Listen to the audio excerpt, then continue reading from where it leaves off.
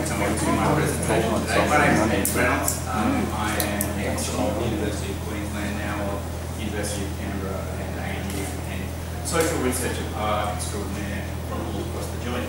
I'm here to talk to you today about social order, society and social well, but I want to do that for a very specific reason, to help you disambiguate, to give you the resources to disambiguate some of the things you might see in the social research that you do, want to do, or see in your daily lives. The reasons that again, this becomes useful for you is that if you've got a particular problem you need to solve, it is almost inevitable you're going to have people as some part of that puzzle. You might have a business that, again, interfaces with people. You get to involve people, you get to involve the social world, social order. Policies are naturally involved the social world and social order at quite a large level. If you've got an innovation, some piece of design, inevitably you need to understand where that fits into the world of users and so forth generally. So what I'm hoping to do is help map out the social world so that when you come across social research or when you do social research, you can understand where best to situate yourself and where best, what the best tool is for the particular job. Because far too often I see people grab off particular tools just because they might have heard about it and put round pegs into square holes. So to start off with, I'm going to start at the main bit line. I'm going to start at the micro and work up to society at the macro level. We're going to start off with our individual person. The social world actually starts with the biological world. To put it in metaphorical terms, in natural sciences terms, we start off with what you might say quantum physics, the interior biology of the stuff that goes on inside your bodies. This is the neurobiology of reaction, the psychology of the interior of your mind, and this is the province of the province of neurobiology, biology, and psychology, and the methods for researching that are the particular experimental methods. But what this part of the chain does is in terms of social world, social order, is give you a set of resources. Gives individual people things to put together. Gives them the ability to walk, gives them the ability to talk, gives them the ability to react to stimuli in order to act on the world, interact with the world, in order to build parts of the chain.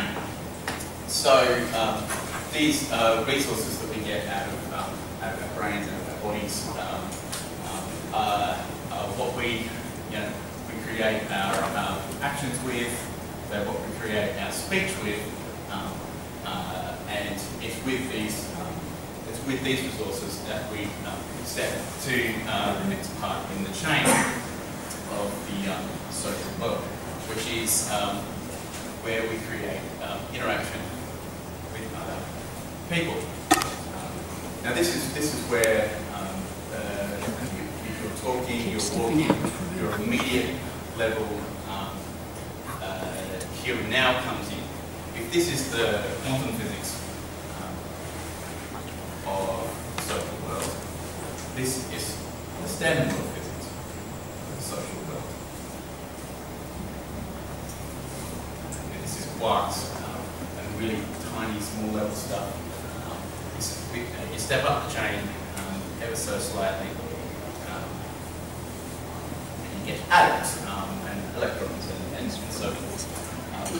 And it's here where you have the everyday interactions, the chat over coffee, saying good morning to somebody, standing, talking in a lecture hall.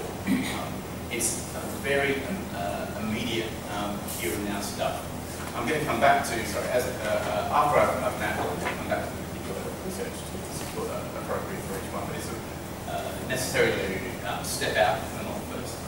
So after this micro level, so it's in this micro level that the social practices come from.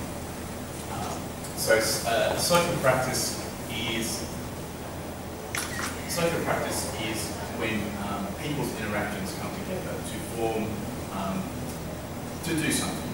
So just as the resources that we have here come together to build this standard model here, they're used to do something. The social practices are used to do something. So the example, saying the way that you greet somebody and the way that you respond to a particular greeting in the morning with a how are you, feeling so great, is used to signal that in fact you want to open a conversation, you want to do a particular social thing, or if you were good morning, hi, how are you? Oh, I'm fine, good, how are you? You just want to get on with the business of what we're doing there. It's used to do something. These social practices are put together into social scenes. And there are a myriad of other ways of terming this, but a social scene might be the morning at work, the particular lecture that you're in. It's built up of individual social practices, and it's where this standard physics starts to interact with chemistry in terms of our my natural sciences metaphor. And it's these social scenes made up of, say, a doctor's consultation or the first part of the morning at work, that are again used to do particular things, but they're used to do particular things not by a single, not strictly by an individual social actor. They're used to do things at a higher level. So the actors in conjunction are putting together these social things to do something. They're two people making a conversation. A doctor and a patient are making a consultation to get the business of medicine, to get the patient well, to get the doctor paid, to get the doctor healing people, and so on and so forth. So this is where it starts to aggregate. Is this? I'll go down. Up from social scenes, or down from social scenes as the case may be, you get institutions.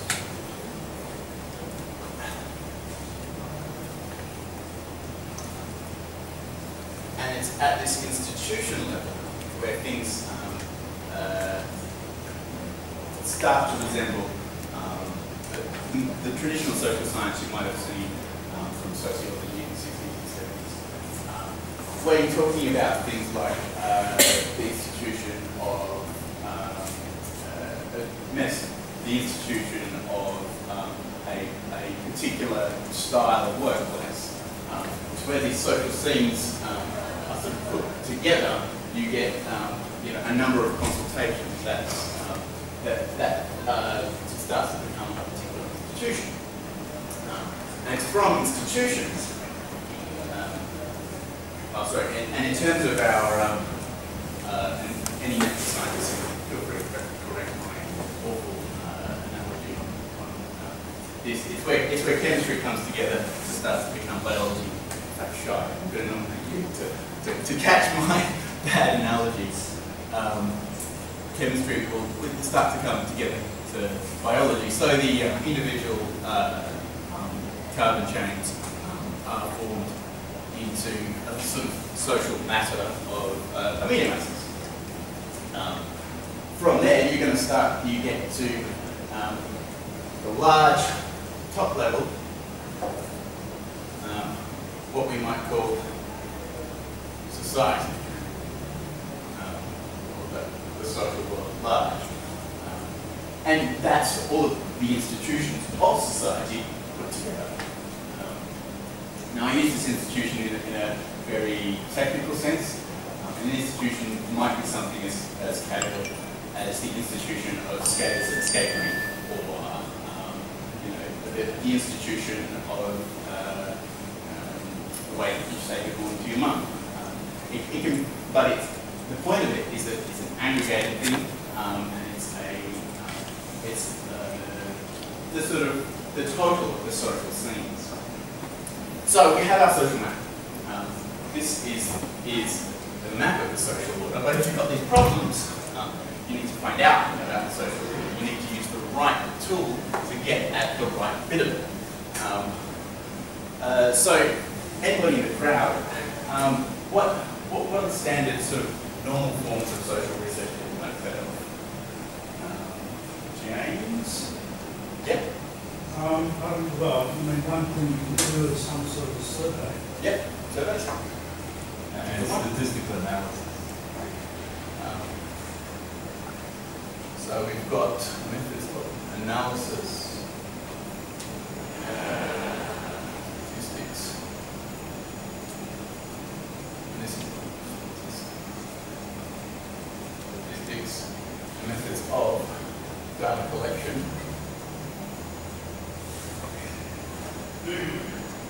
Yeah, great. Any other forms of social research? Anybody might have heard? Observation. Observation. Right. Experiment. Experiment. Marvelous. There's a reason that I'm. Are there any other forms of analysis? Yes. There's the anthropological things like participant observer or action research. Maybe you actually make a change, you're part of the situation and then describe what happens. Fantastic. Experiments. Observation. Survey. There's one more big one missing from here. There are numerous other ones. Ethnography. Ethnography, but that wasn't the one I was thinking of. That's a fantastic one.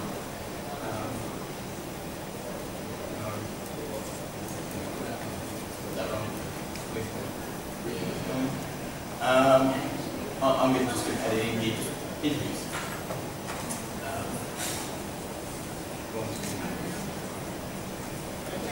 Are there any other methods of analysis you have heard of? Social network analysis.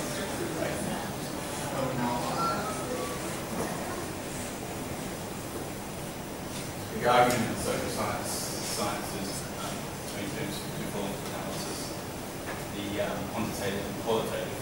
So I'm just going to speak qualitative and quantitative is covered under our statistics.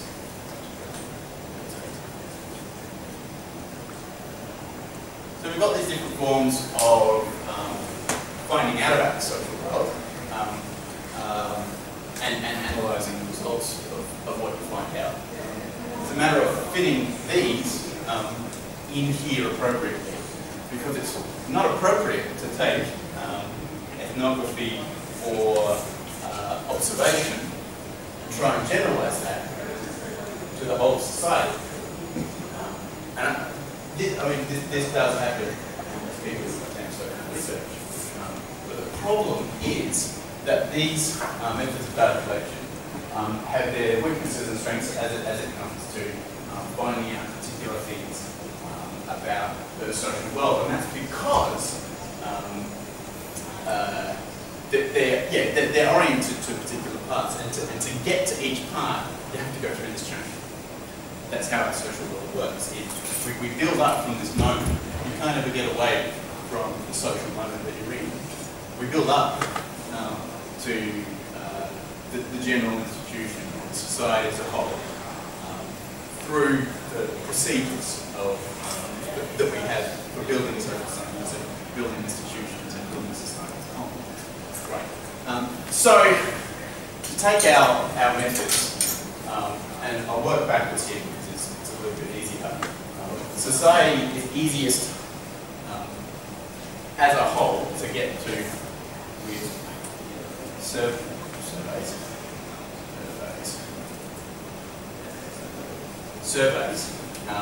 And that's because you've got the statistical analysis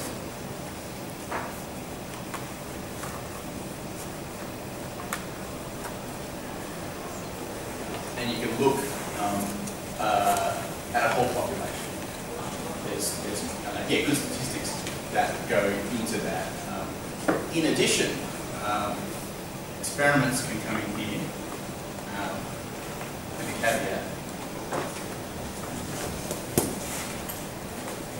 Those experiments also come right at the bottom in there as well. Again, if they're done with the appropriate statistical analysis to back it up, because getting to this level here involves a great deal of aggregation. You've got the right kind of numbers to be able to get there. To get to the institution level, this is where something like that action research comes in. Or ethnography can also be used. Or can you explain what action research and ethnography is? Absolutely. Very briefly, action research is a form of getting involved with a particular institution using a smattering of other data collection methods to find out about something, and then instituting a change and using data collection methods afterwards to find out about something. So the reason it sits in here quite well is because it's slightly undetermined. So you'll be using a little bit of ethnography, a little bit of interviews, or a little bit of some surveys, or social network analysis, which is what I was going to put in here.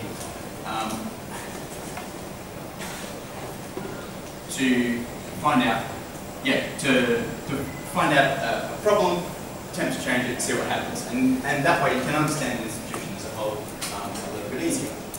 Ethnography is often used here and also here.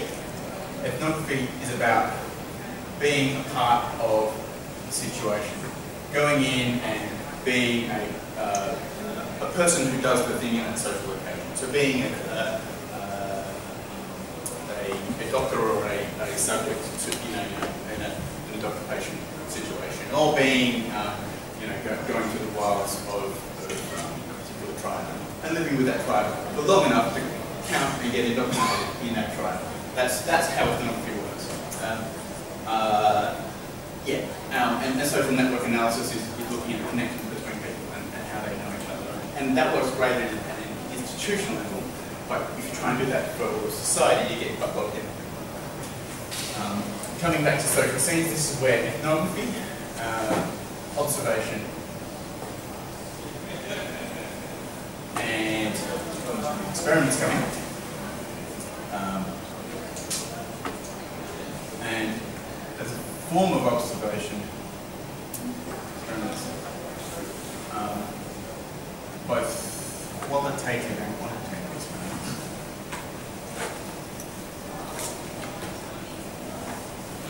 Because you're getting such a small slice of the social order that with your observation, your ethnography, and your experiments, whether you're observing with video or in person, you're actually less is more in these situations because you're looking at such a specific thing. It ends up each time that particular situation occurs again, because you're looking at it so closely, it's going to bear out the same. But the thing is, it's only going to happen in specific situations. So